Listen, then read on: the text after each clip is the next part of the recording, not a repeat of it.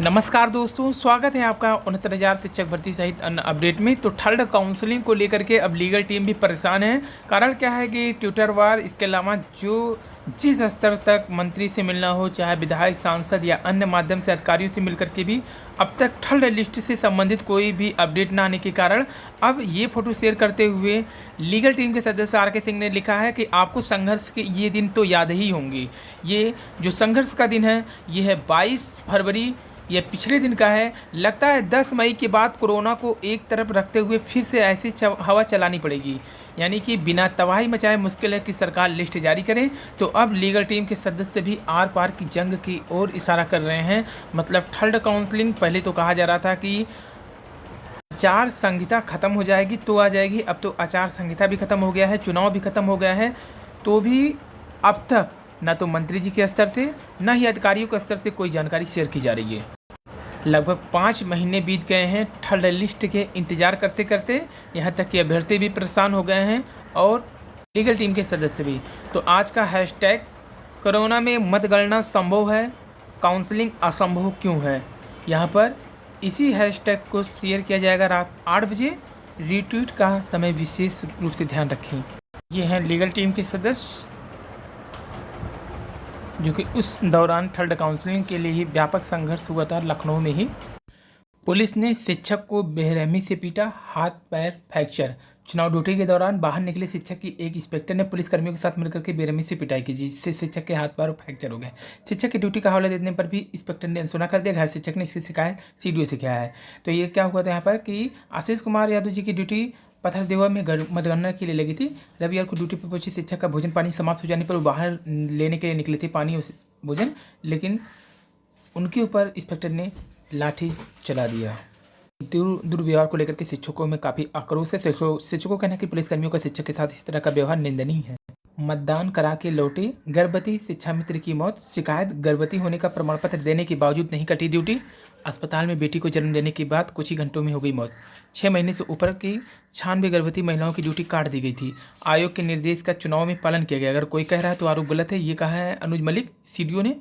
तो पंचायत चुनाव में मतदान करा करके लौटी कुशीनगर के पटनौना ब्लॉक की एक महिला शिक्षा मित्र की शुक्रवार की मौत हो गई। सीता कुशवाहा जो कि ड्यूटी करने गई थी और गर्भवती भी थी। अक्टूबर नवंबर तक तीसरी लहर के आसार हैं, निपटने की हो रही है तैयारी। तीसरी लहर को लेकर दुनिया भर के वैज्ञानिक चिंतित हैं। अब तक 15 से 20% आबादी को टीके का दोनों डोज, 63% को सिर्फ एक डोज।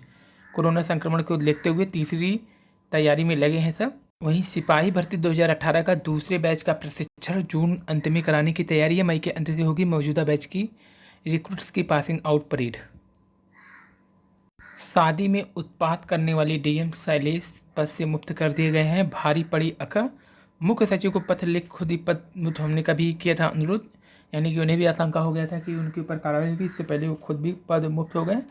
तो कोरोना गाइडलाइन का पालन कराने के नाम पर शादी समारोह में इन्होंने जो पूजा करा रहे थे पंडित उसको थप्पड़ मार दिया था, दुल्हन को डांट कर भगा दिया था और दूल्हे को भी दौड़ा करके पुलिस से भगा दिया गया था।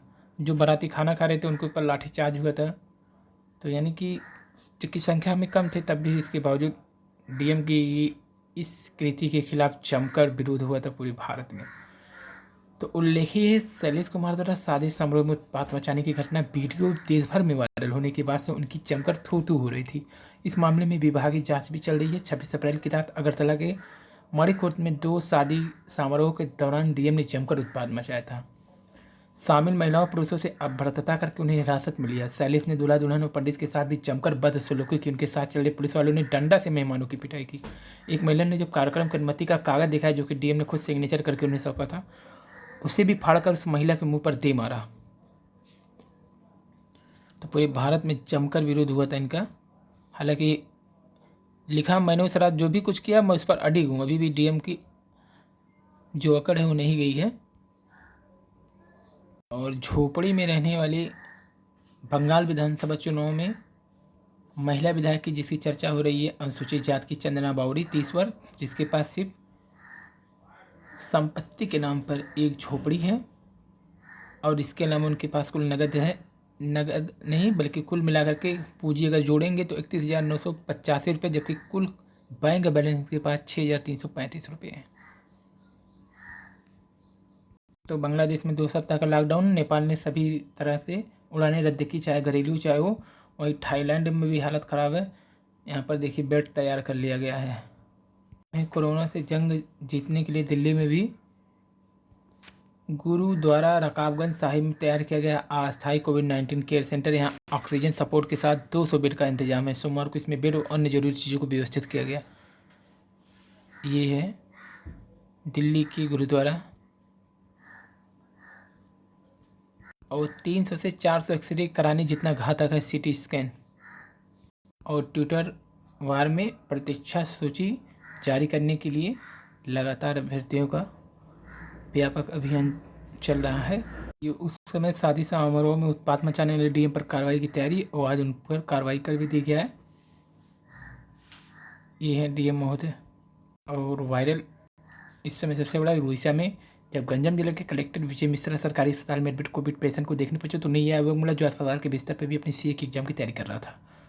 हमको 69,000 वालों को यही सकारात्मकता बनाए रखनी है, इसी तरह से सकारात्मक रहना है।